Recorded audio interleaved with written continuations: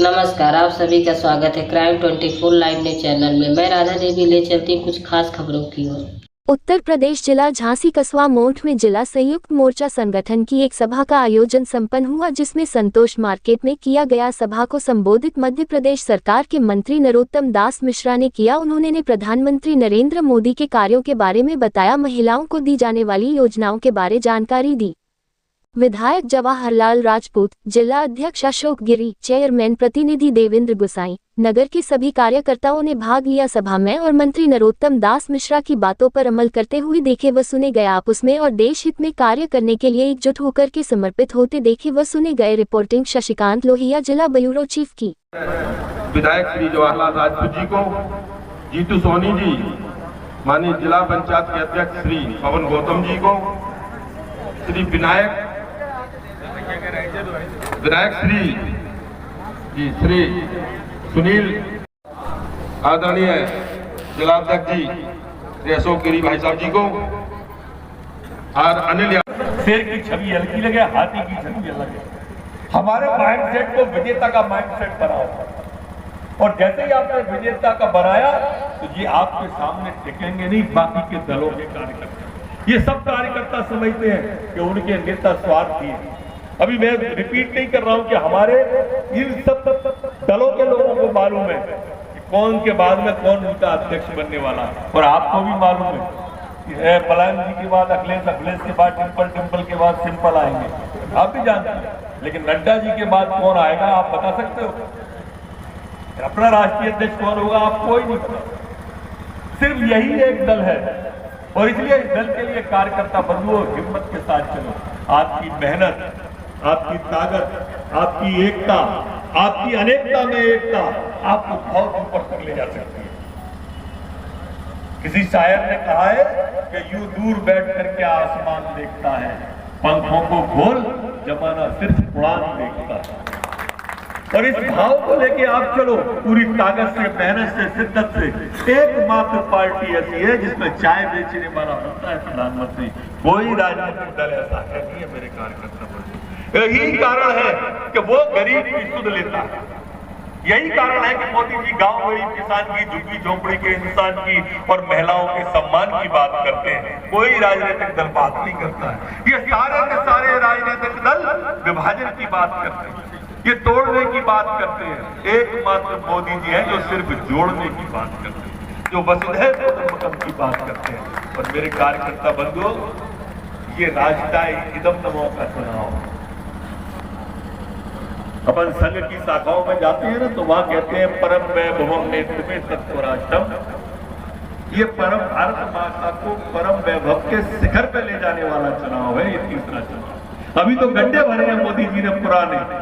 इमारत तो मंदिर तो बनेगा भारत माता का, और इस भारत माता के मंदिर का एक उदाहरण मैं आपको देके अपनी बाड़ी को विराम दूंगा कि मित्रों, ये जो भारत माता के मंदिर का निर्माण मोदी जी करने जा रहे हैं, काम तो आप सभी करते हो, मेहनत तो आप सभी कर ही रहे हो, आप पदाधिकारी भी हो। एक जगह एक मंदिर बन रहा था, एक कोई बाबा संत महात्मा वहां से निकले।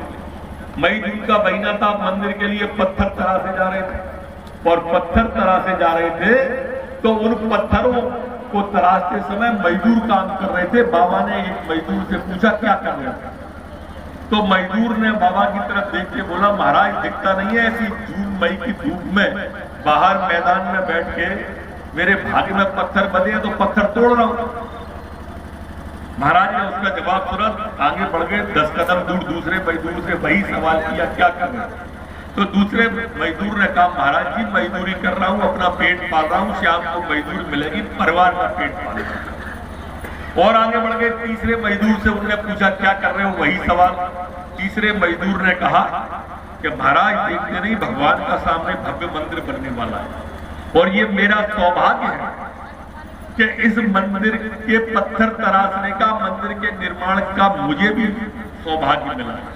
और जिस दिन मंदिर बनके तैयार हो जाएगा और मैं इसकी डोरी पे सिर रखूंगा तो मेरा जीवन धन्य हो जाएगा, और मेरा मेरी आने वाली पीढ़ी का भी, मेरे बच्चे भी लोगों को बताएंगे कि इस मंदिर का निर्माण मेरे पिता ने किया।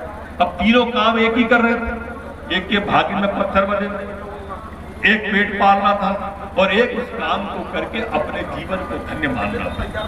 कार्यकर्ता बंधु, काम तो सब आप करते ही, पार्टी का काम सभी करते हैं, पर एक रोते जीतते करते हैं, यार फिर बैठक की सूचना आ गई, यार अभी तो बैठक भई, फिर बुला रहे हैं, अब को जाए, कब तक जाए, कहां तक जाए, कैसे जाए, कौन के संग जाए। ये जो भाव विचार के मन से निकलते हैं, ये विचार निराशा को जन्म देते हैं। मैंने फिर कहा कि उत्साह से भरा होना चाहिए, अति आत्मविश्वास से भरे हो, ये निराशाजनक बात कहीं से आनी नहीं चाहिए, क्योंकि भारत माता के मंदिर के निर्माण करने जा रहे हैं। आपकी भूमिका क्या होगी और इतिहास आपको किस रूप में देखेगा, ये इस मंदिर के निर्माण के ऊपर है।